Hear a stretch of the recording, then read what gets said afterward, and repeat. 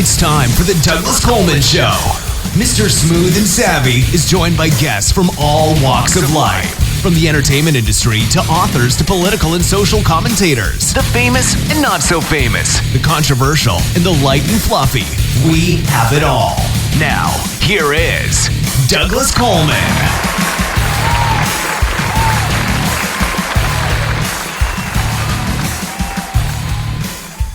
Howdy-ho, hey, welcome to the Douglas Coleman Show. It's me, Douglas Coleman. How are you?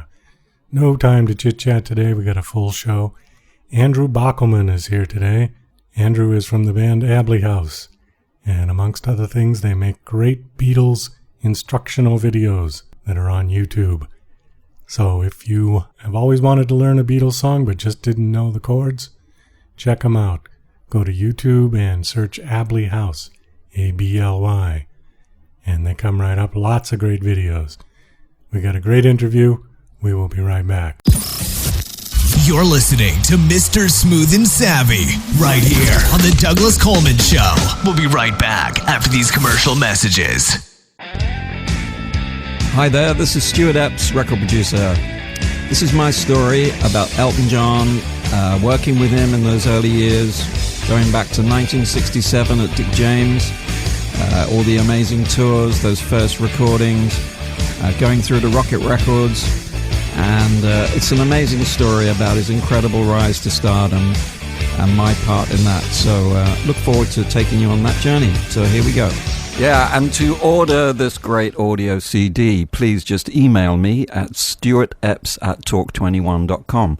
That's Stuart, S-T-U-A-R-T, Epps, E-P-P-S, at talk, T-A-L-K, 21 in figures.com. Stuart Epps at talk21.com. Email me and I'll give you all the details for buying this brilliant audio disc. Thank you, bye. Tired of living in a culture of lies, fake news, and alternative facts? The Pro-Truth Pledge reverses the tide of lies by calling on politicians, and everyone else, to commit to truth-oriented behaviors. The pledge asks signees to commit to 12 behaviors that research in behavioral science shows lead to truthfulness, such as clarifying one's opinions and the facts, citing one's sources, and celebrating people who update their beliefs toward the truth. Private citizens who sign the pledge get the benefit of contributing to a more truth-oriented society. Public figures get more substantive rewards for signing the pledge in the form of positive media and public recognition. The pledge crowdsources the truth by asking volunteers to evaluate the statements of public figures who sign the pledge. Take the pledge, demand that your elected representatives do so, and encourage your friends to take it at protruthpledge.org. Okay, please welcome to the Douglas Coleman Show, Andrew Bockelman from Ably House. Hey, Andrew, how are you? Hey, Douglas, how are you? Doing great. Thank you for coming on the show. I appreciate it. Glad to be here. You guys have really good search engine placement because I actually stumbled on you guys, I should say, looking for an actual Beatles video. And I typed in the Beatles and you guys came up and I thought, let me check this out. And really liked what you guys were doing. I was a little confused at first because the one of them, I forget which one I watched first, but like your heads are all cut off, right? And the heads are cut off. Yeah. And I thought, now why are they cutting off their heads? And then I realized that it's because it's like an educational video. You're kind of showing people how to do the chords on the guitar and the bass and all of that. Rather than, you got it exactly. Yeah, rather than a performance. And going against the ideas of taking a lot of videos will say put your first finger on the second fret here, and they'll take 30 minutes to describe how to play something really simple.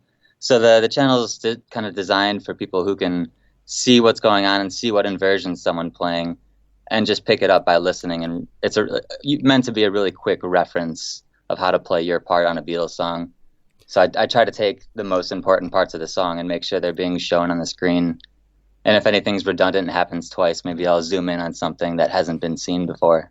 Well, it's really good for people who are musicians, who just want to learn that song quickly.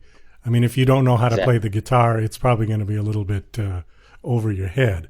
But for somebody who is a musician and they say, "Oh, it's that chord," because the Beatles were notoriously great for throwing in weird chords in the songs. And the one thing that I love about the Beatles, amongst many, many things, is that to a non-musician, their songs sounded simple. They were very catchy. They'd stick in your head. But for musicians, when musicians started to dissect their music and their songs, it's like, wow, they used that chord. And, just did weird stuff like that. So they kind of did something for both sides of the audience. You know what I mean? Yeah, they drew in complex pieces of music and incorporated it into their own songs, and in a way where if you have a complex chord, they're not just putting it in there to be complex in that sense. Like if they use an augmented chord, it seems like the melody wouldn't have existed without that augmented chord, and it's a really important factor just to their songs. All My Loving is a perfect example. The chorus is just a descending major chord into, or maybe the opposite, minor into a major, but it passes through that augmented. And there's almost no way you could do that without the augmented chord. So it's really sophisticated music. It is. It's very sophisticated, but to the layman, it just sounds like a simple pop song, And they don't hear. Yeah, they don't hear all of the complexities of the way that they wrote. And you also don't see a lot of it too, and that's part of the inspiration for the channel was if you watch old video of the Beatles, you mostly see close-ups of their face or screaming girls, pretty much anything but their fingers and exactly what they're doing on their instruments. It's always kind of a mystery. And then you don't have anything after 1966 of them playing, so that's all mystery as well. Exactly. And even the early stuff, the concert footage, the audio quality was so bad you'd be lucky to hear the guitar at all. Oh, yeah, for sure. You might just hear occasional George lick or something like that, or John just hammering on his chord. But to hear all of the different the intricacies, no, it's not really there. All right, let me just do a little history of you guys so people kind of know what is up. Your band is called Ably House, and tell us the story of that, because I know that's kind of like one of those creepy sort of Amityville horror house, but I don't know the whole story about it. Exactly. So why don't you tell us? To me, it's kind of a Strawberry Fields, Penny Lane type of thing, where the Ably House is a place near where I grew up, and people would go there to try to see ghosts and such. So it's a place where you go to goof off and kind of, just have some free time. And we ended up liking it for our band name. We used to go there after band practices and we didn't actually know where the Ably House was. So we would just try to find it on our own. This is before iPhones and everything, so it's an old name for us as well. But we couldn't find the actual location. We had a lot of fun looking for it, and eventually we realized it would be a good band name. Maybe partly because of the AB, and it would show up first on people's iPods and any playlist. So that's part of the reason as well. I thought it would be a good name, and it kind of flows nicely too. We're gonna go to the Ably House or listen to the Ably House. It kind of sounded unique to me, and I thought it would be a good band name. Oh, I think it's a great band name, and plus it's your initials, AB, isn't it? Yeah, and exactly. It sort of sounds like Abbey, like Abbey Road. Ably. Another Abbey. Connection that we like. Yeah, that's right. Well, what was the story of that house, though? I mean, was it haunted, or did people get murdered there, or what was the story? I think there's one confirmed murder, and it was a person that was hung in a tree. And they don't know if it's a suicide or a murder, but the kid that was involved thinks that it was their parent, or their parents, the dad murdering the mom. And the mainstream story would be that she committed suicide, but they think that she was strangled before she was hung in the tree. So there's a bit of a murder there. But before that, there was also three mysterious murders just due to illnesses. They were buried quickly, and that's really all the information there is that I can think of. I'm not sure. It all happened in like the 1850s, so the documents are pretty rough on what they actually have available. So the house is still there? Is it a museum or something? The house is still there. It's not a museum at all. It's privately owned, so anyone going there is actually trespassing. But the cool parts of visiting the Ably House happen well before the house itself.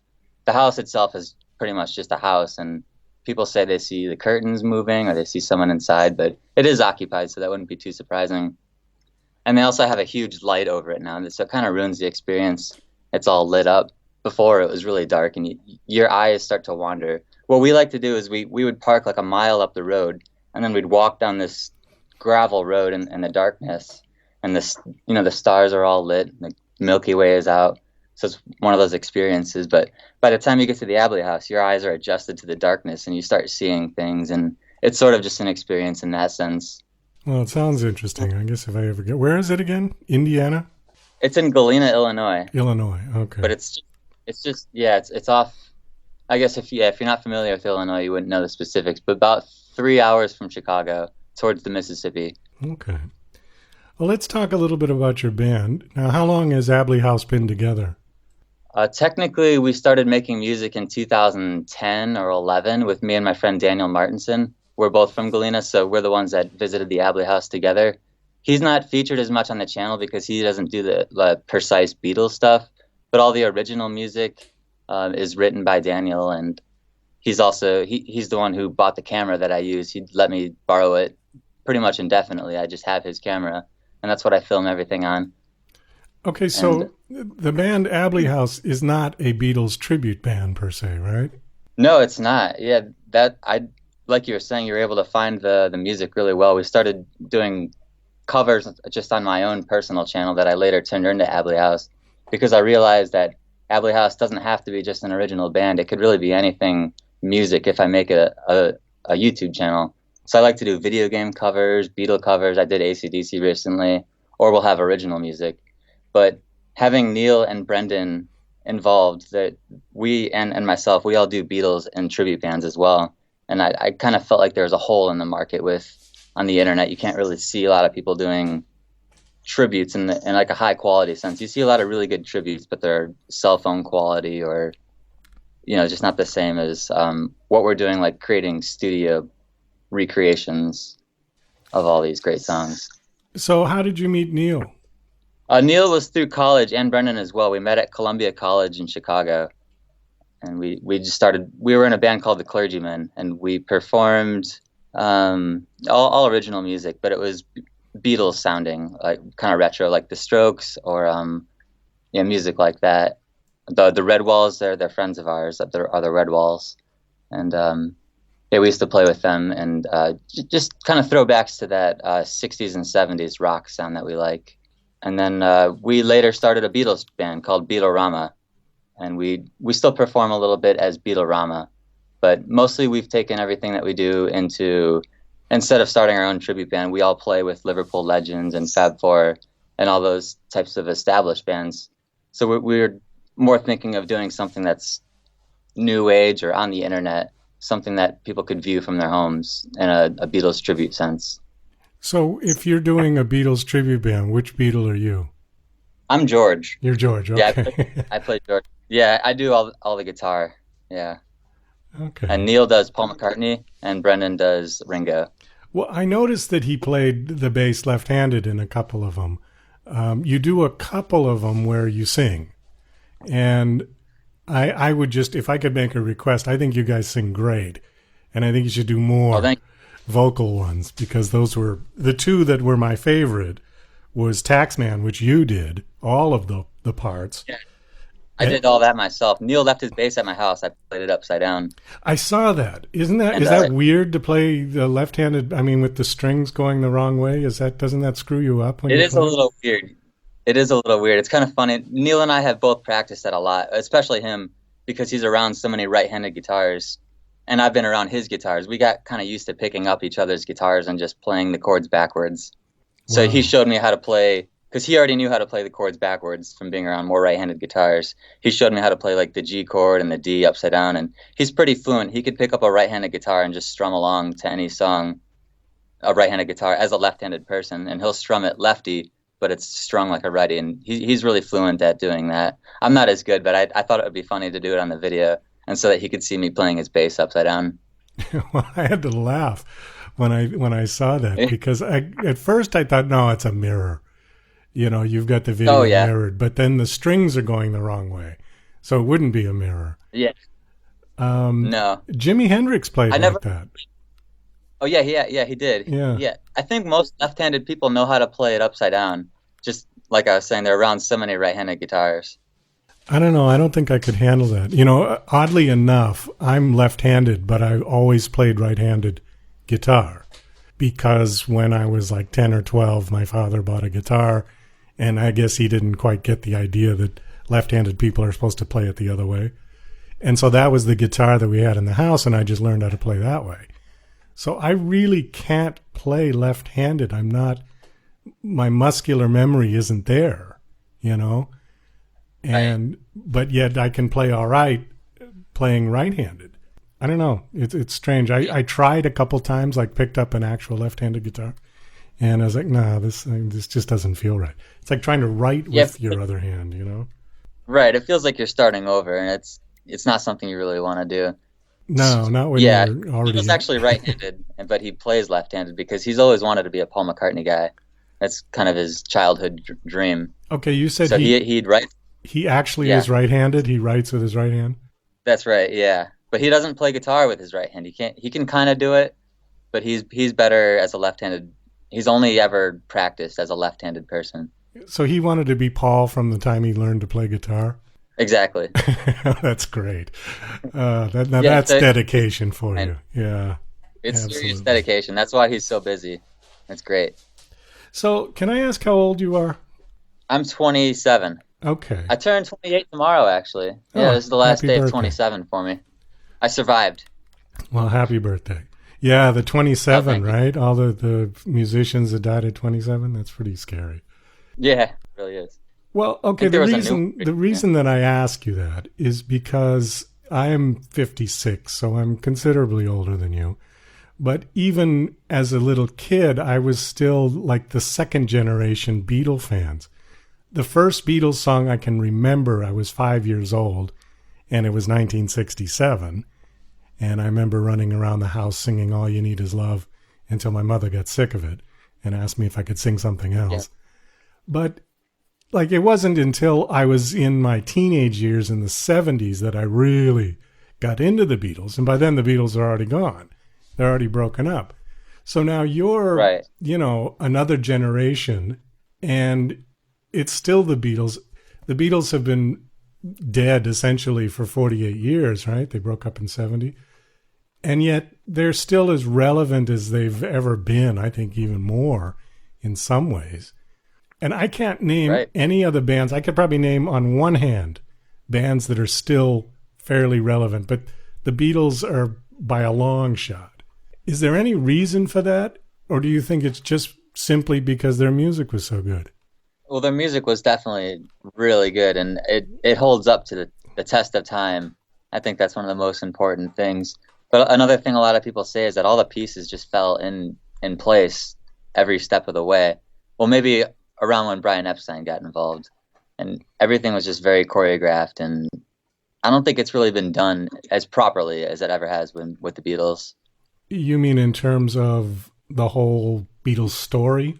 Yeah, like I feel like if you're going to be a great musician, one of the things that you need to have is another great musician to work your ideas off of and bounce back and forth on. The Beatles didn't just have two of those, they had three of them. And I think that's one of the key ingredients. It's pretty rare that you get three. You got Mick Jagger and you got Keith. You got all sorts of other combinations, but the Beatles had the three power trio of real geniuses up front. Ringo's obviously another genius as well, but I think it's pretty clear that there's three and then there's one, in my opinion. Oh, I would agree, because Ringo didn't write. Yeah. George started writing a little bit later, but the songs that he contributed were every bit as good as the Lennon and McCartney songs, in my opinion.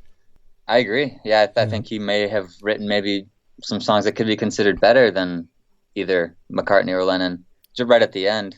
Yeah, something. Here Comes the Sun. Yeah, those were as good, if not better. I agree. And then you think about the next album that he released, All Things Must Pass. I mean, how many songs was he sitting on that John and Paul weren't letting him get out? Yeah, the demo of Not Guilty. I love the demo of Not Guilty. I think they should have released it over maybe some of the other stuff they left on the White Album. That must have been incredibly frustrating for George. And, people always talk about, well, why did the Beatles break up? Who broke up the Beatles? And, when you really look at their whole story, it wasn't one of them. It was all of them. It just was all of them at different times. Maybe John was the first one to say, okay, I'm going to leave. Actually, Ringo was the first one who said, I'm going to leave and left. I want to say it was Ringo. Yeah. Which it kind of makes sense because they're kind of toying him around and he doesn't really, he's not driving the ship, or he's steering the ship as much as the other guys are. So when there's fighting, he's just like, I'm out of here, guys. Like, work this out. Yeah, and then he came back, and then they did the White Album, and then they did the Let It Be sessions, which were basically a disaster, except they were great. Yeah. They're great songs, but the whole atmosphere of that album was horrible. And, it's sad to watch that film. The only good part for me is the part on the roof, because then they just kind of put all the bullshit aside and got to doing what they did the best, which was jamming and playing together. Exactly. I think the Rooftop's incredible. Yeah, it's a great. Have you listened to? There's all like these tapes of the Let It Be sessions, and there's hours upon hours of them playing "Get Back," "Don't Let Me Down," "Not One After 909," and then the next day, you have all that was all done within a 30-day period, so you can hear the tapes from before they went on the rooftop versus when they actually went on the rooftop. There's a serious improvement from when they're performing, when they know they're performing in front of it, like an audience. Even if it's just they were filming the whole time, but there was very much a concert aspect of the rooftop where they got everything together. Like, George's guitar solos were just incredible on the rooftop, but in the studio they weren't like that. They're pretty rough, actually. And I think Paul has said that on several interviews, that he said we were a great live band. We could just play together, and we could play anything because they had known each other since they were kids. They knew exactly what the other one was thinking, and they had that connect. And I think it started to disconnect at some point in the studio because, Paul wanted to do more production and John wanted to keep it simple, and George wanted more of his own songs in, and that I think created a lot of tension. But once they decided, all right, we're just going to play this song, they were fabulous. It was amazing. I agree.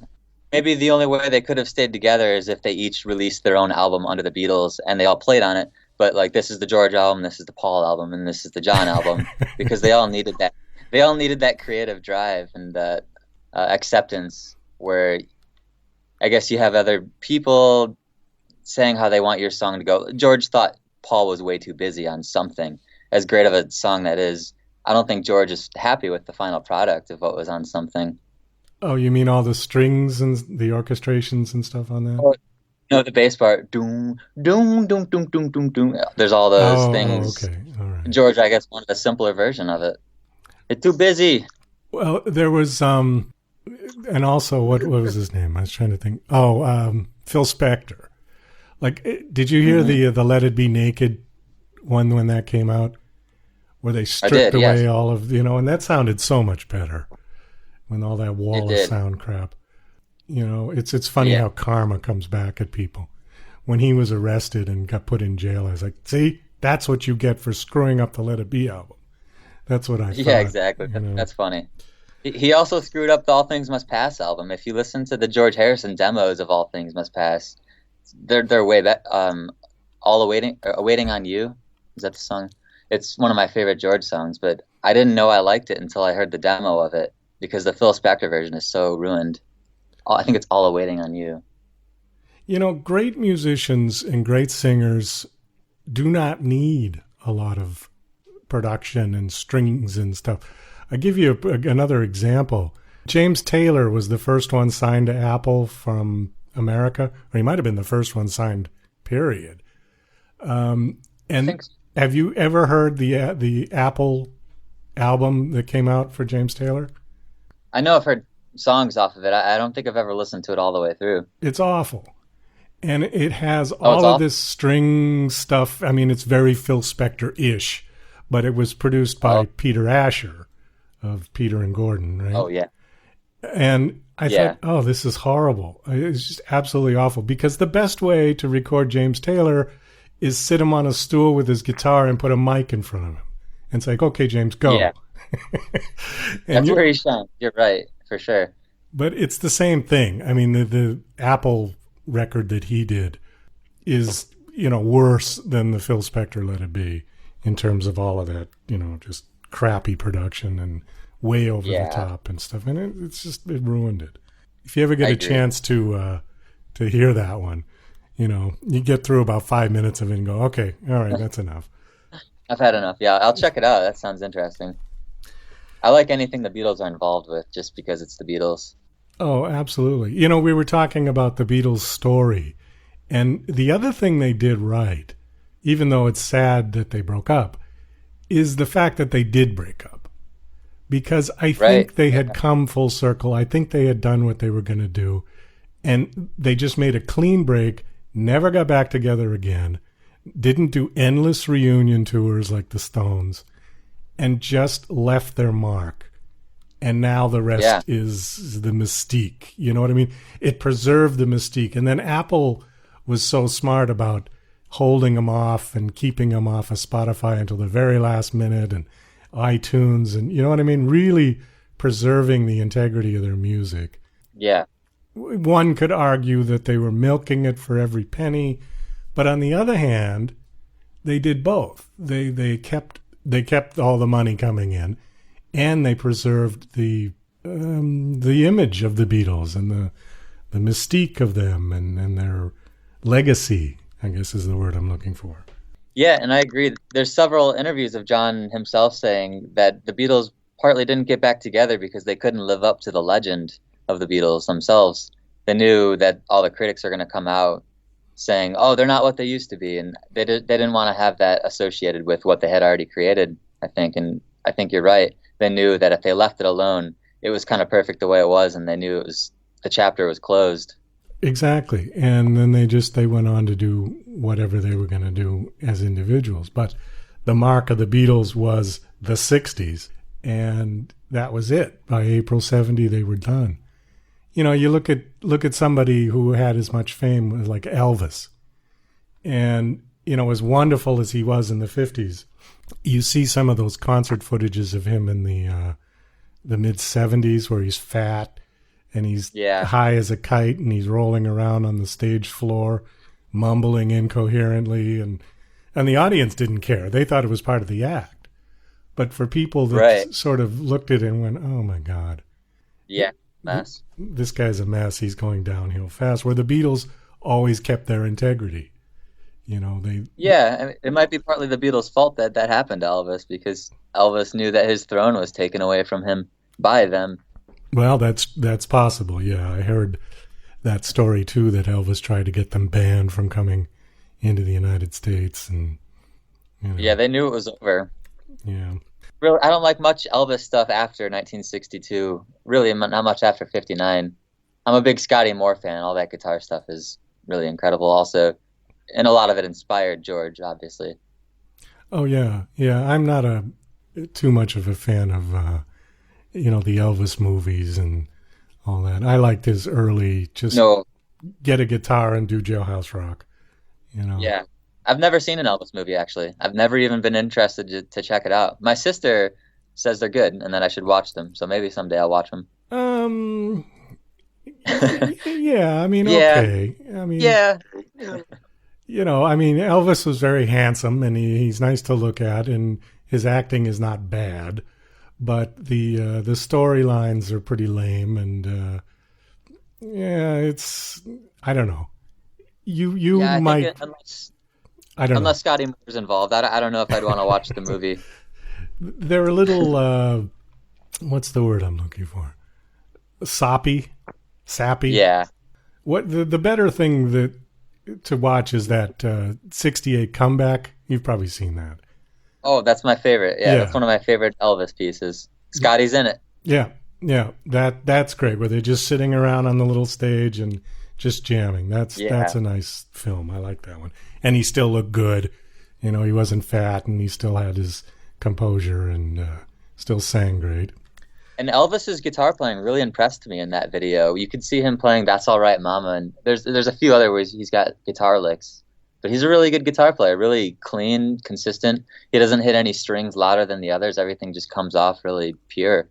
Yeah, It's a mark of a musician. He didn't play that often, did he? Because I guess his shaking his hips and everything was probably took more stage than, you know. A lot of live videos back then, it's mimed anyway, so there's a lot of room for shaking your hips. Yeah. I don't think many people performed live music on TV back then. I think the synchronization was hard. So I've heard something like this before, that almost all old footage is people synchronizing to their music rather than them performing it. Did the Beatles lip sync on Ed Sullivan? I thought they played live. No, that's real. That's live. Yeah. Yeah. You could, I don't know, there's something we always wondered this too. When the camera shot goes and it goes towards Ringo, it's on like this extending arm camera, and as it gets closer to Ringo, the drums get louder. And we've always wondered, are there like boom mics on the camera stand or something that's creating this? But it's right on the Ed Sullivan footage, right when they're zooming in on Ringo. The drums are a lot louder in that section. I'll have to watch that. I've got the DVD. I'll have to put headphones on and watch it with headphones to see. That's interesting. Yeah, maybe they did. Maybe they had mics on they probably used a crane of some kind in the studio. Yeah, exactly. I'm sure someone has every aspect of this detailed, but I'm not sure. Probably somewhere. The one thing I did want to ask you, do you have any copyright issues doing Beatles songs on YouTube? Not a whole lot. They seem to allow it. I mean, I was looking at all these other people doing covers of the Beatles, and they didn't seem to be having too much of a trouble, so I just went for it, wanted to see what happens. I get the infringement mark, but I can still make money off of those videos. I think I just share a percentage with EMI or whoever it is. The actual, I think it's Sony, whoever owns it at this point. Well, the publishing rights Sony still owns, and I think didn't the Michael Jackson's estate sell the other half back to Sony, so they got all of it now? I'm not sure how that worked. Yeah, something like that. And then I thought Paul McCartney owned it again. He's getting pieces of it. There was there's some law that anything that was some weird 53 years old or older, the publishing rights automatically revert back to the songwriters.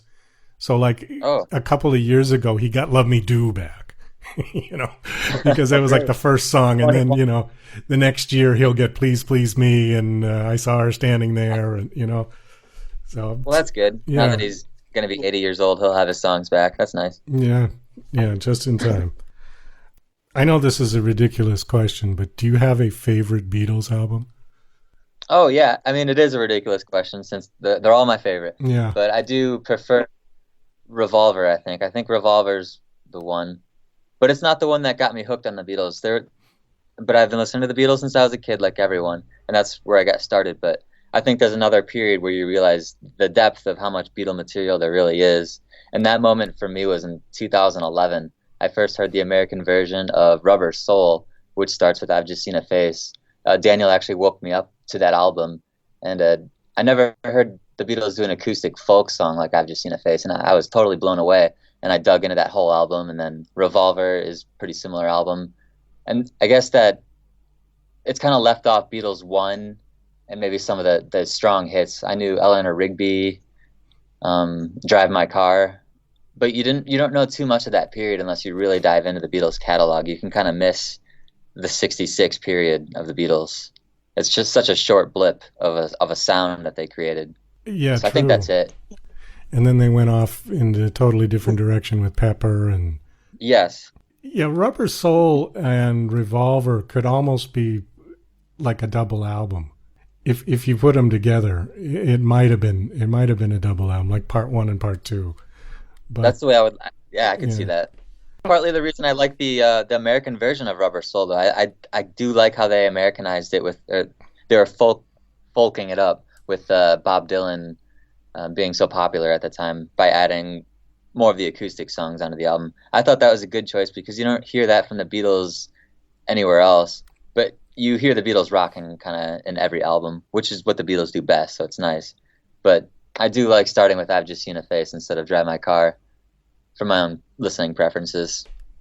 Neil's all about he likes Drive My Car. The UK version. The truest version. He's a purist, yeah? It is. Yeah, it's the way they intended it, but I don't know how much they had to do with album orders until Sgt. Pepper. I don't think they had much to do with it at all, actually.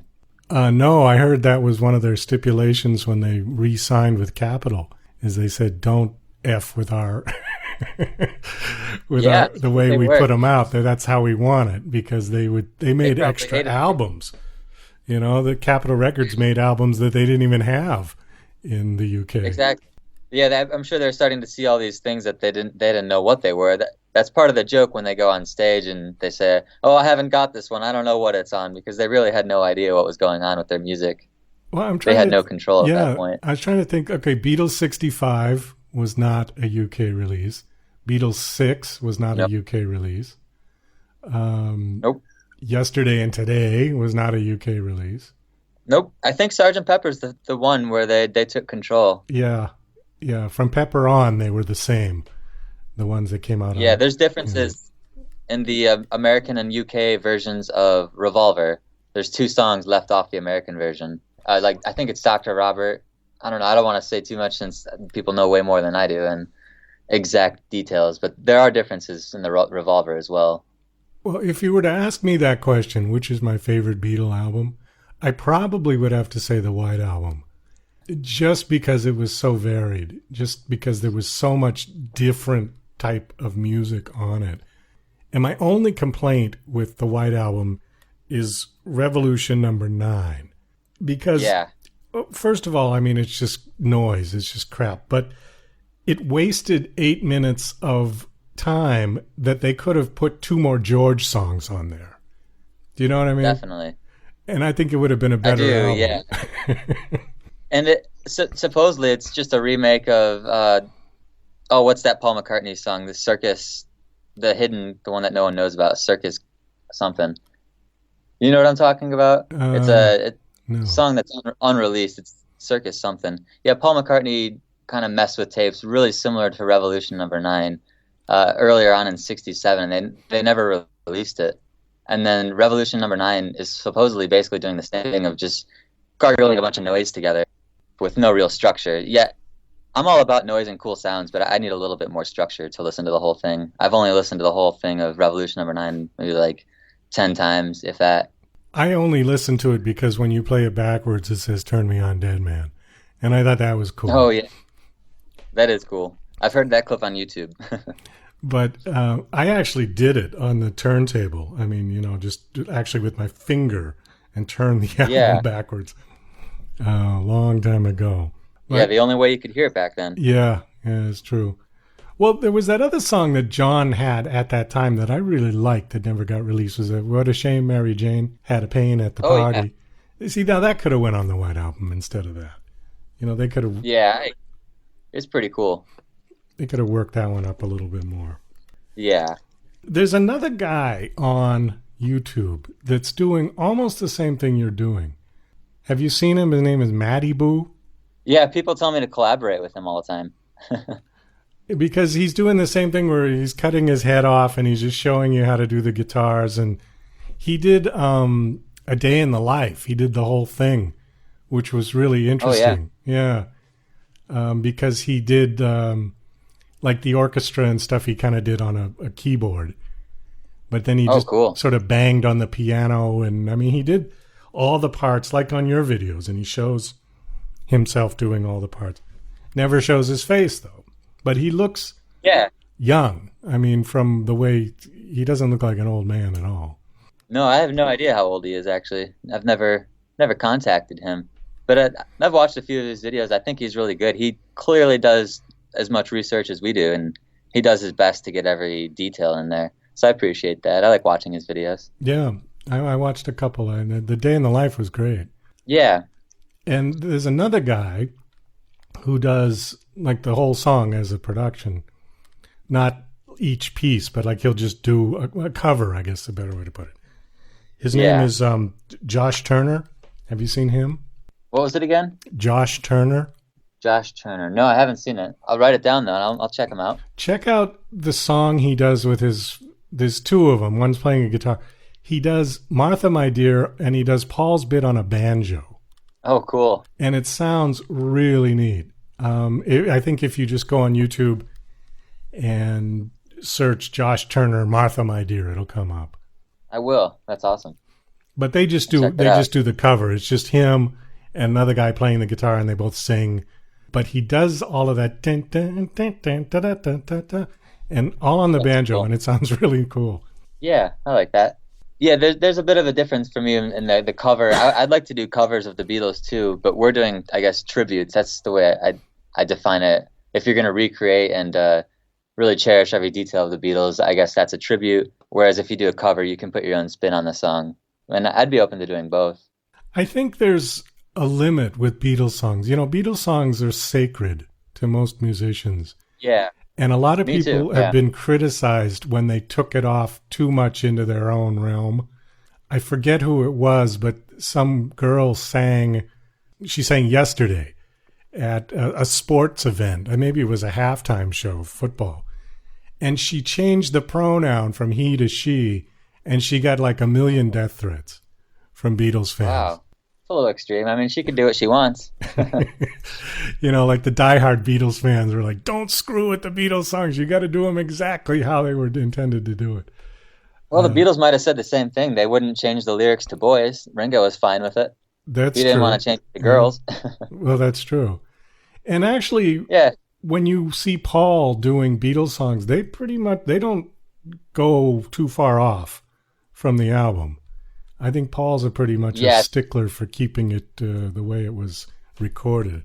Right. I think they've learned that that's what the fans like, and they want to see things done the way it was. They could. I think they could do a little bit better with their guitar tones. Brian. I don't know their names. I forget. Rusty and Brian. I think they could get some more clean guitar tones. They're a little distorted like stadium rock sounds, in my opinion. But I still love seeing his band. I saw Paul McCartney twice now. It's probably my favorite show. What years did you see him? I saw him in 2015 or 2016 and 2012. Oh, okay. All right. I've only seen him once, and it was in 1976 with Wings. Oh, wow. Oh, wow.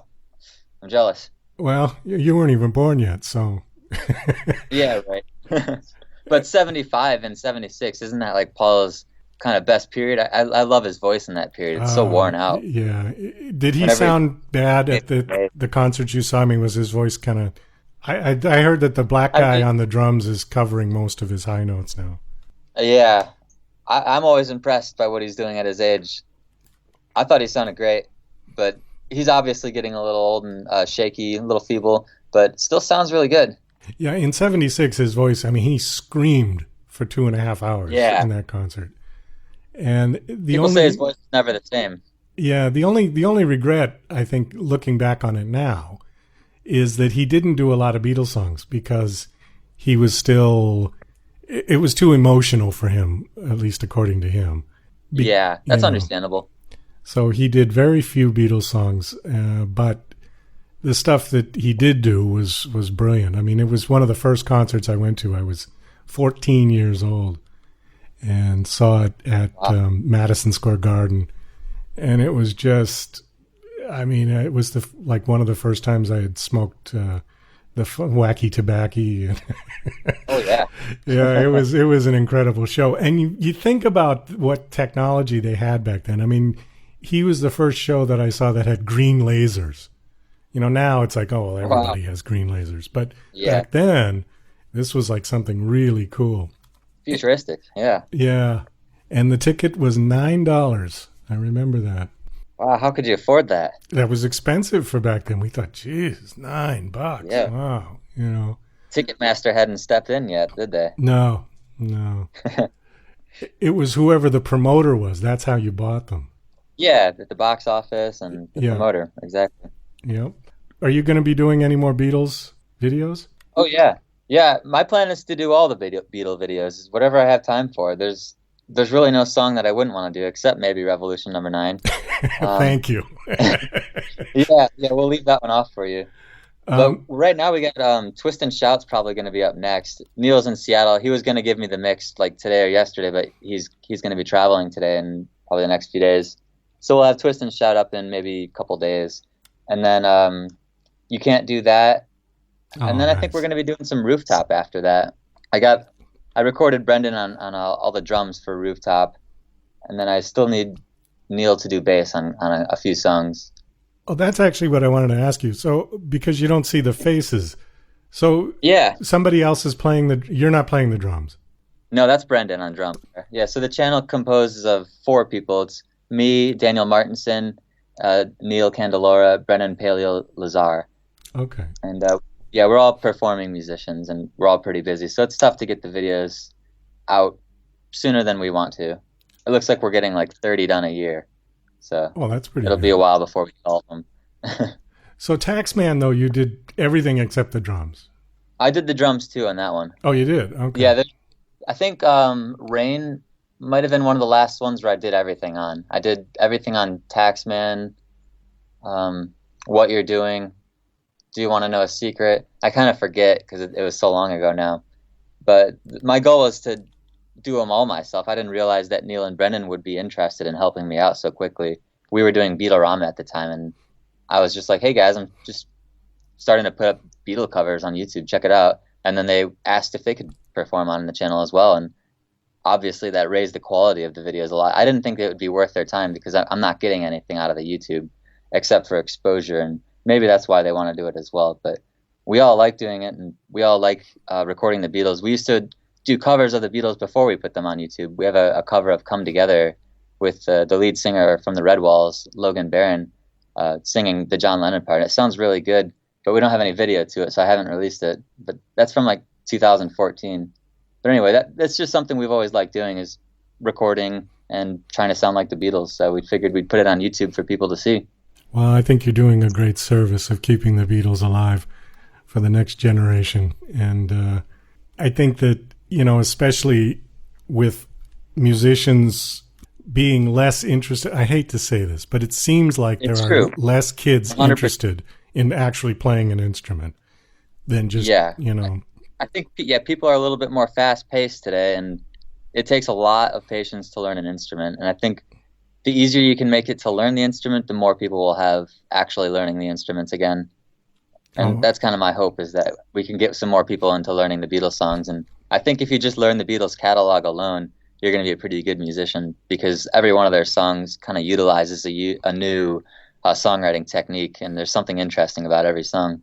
Oh, absolutely. And, we were talking about the bands that have endured the test of time. One of the reasons I think that the Beatles have is because their appeal is so mass. I mean, my grandmother used to love Hey Jude, and I was, she loved that song, and she hated rock and roll music. She, who else has written From Love Me Do to I Am the Walrus? I mean, that is just like from one end of the spectrum to the other in terms of a song. The only one I could say is the Rolling Stones, but we all know who did it first. Yeah. Right, that's true. Did you ever see the interview with one of the interviews with Paul on Howard Stern? And they were kind of bashing the Stones, saying that every album cover that the Stones put out was the one that the Beatles just put out the year before. I did, yeah, and I think it's totally true. And I think the Rolling Stones knew it was true as well. And I think that's partly what happened with the Stones in the 70s, and that's when they really shined. Was they weren't just being a copycat artist anymore. They could actually be the one ahead of the curve and doing all the cool stuff and driving rock and roll for the 70s a little bit. Well, they didn't have the Beatles to kick them around anymore, so they could do what they wanted. Exactly. Yeah. Well, wasn't their first hit "I Want to Be Your Man," which John and Paul wrote for them?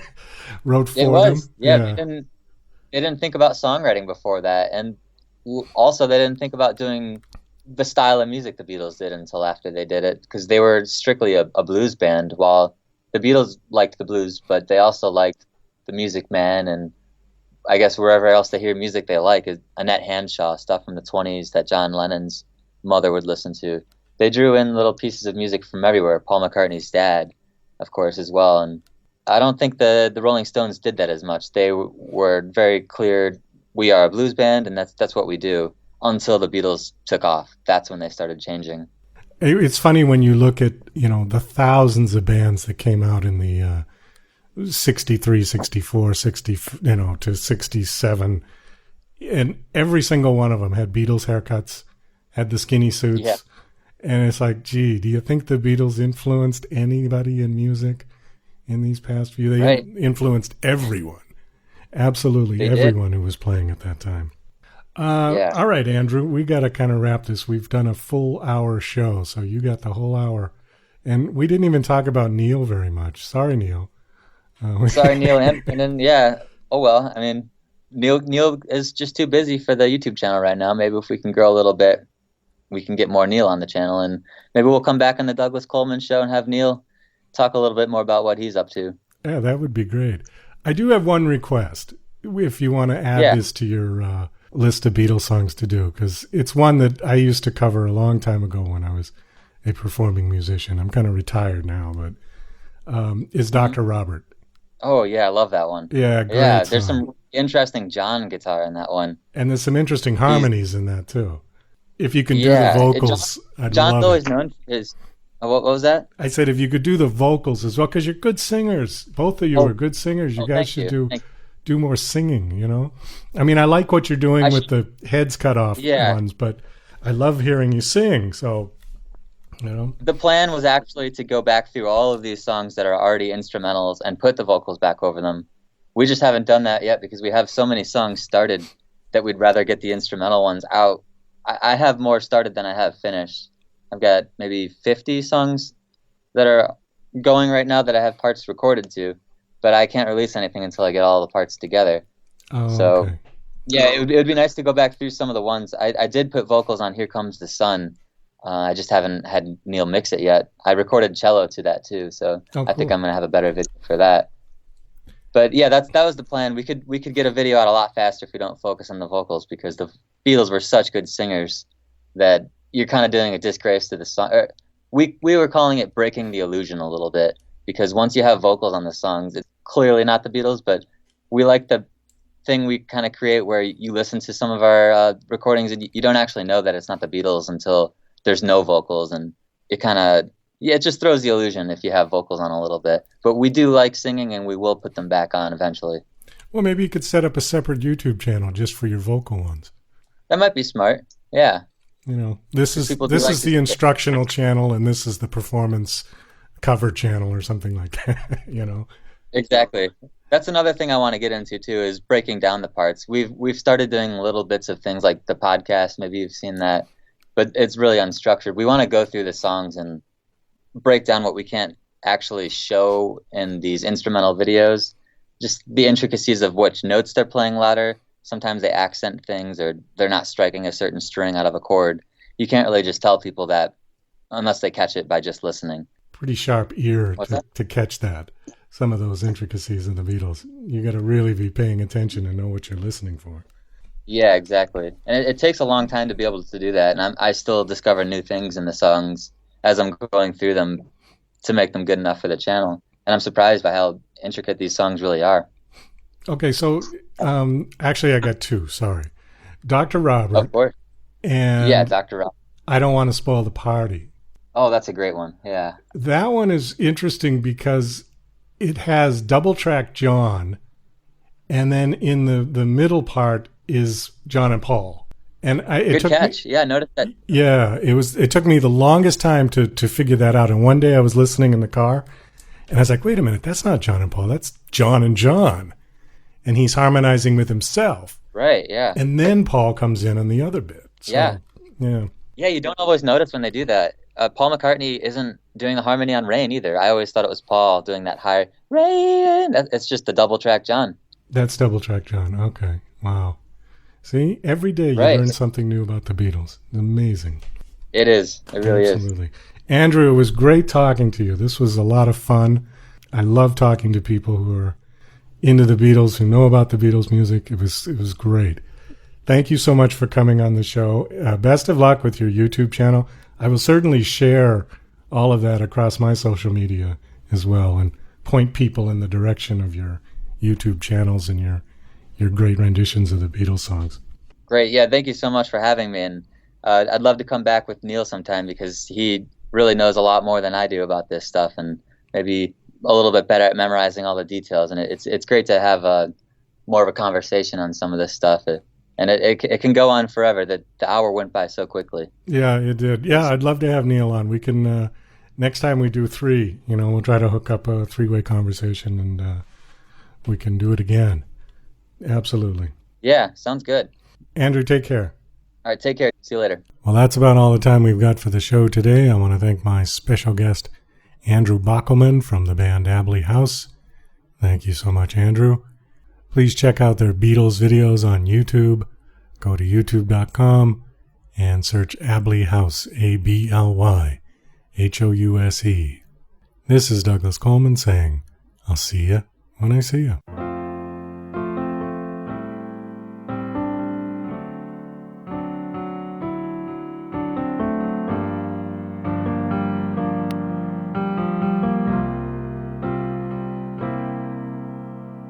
I don't always have the time.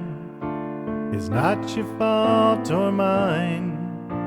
Just happens when we stay too long. Outside as we are cold, there's something you were told about me and my love for you.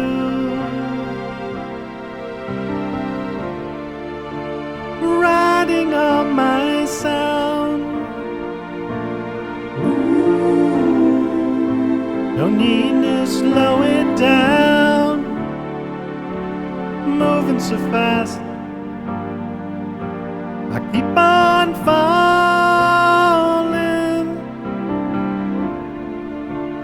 Riding on my sound, will never touch the ground. There's always been a long, long way down.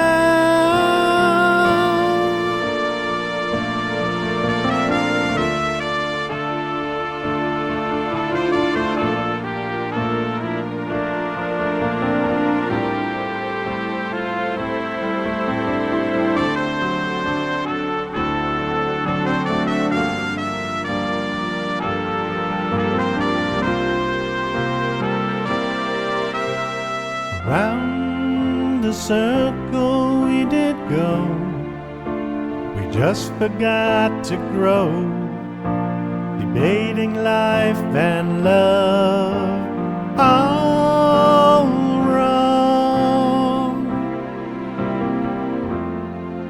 And now we cannot run, doesn't mean we won't have fun, expecting you to understand.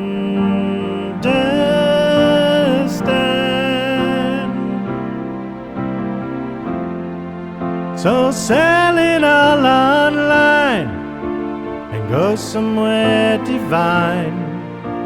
Forget the life we had before.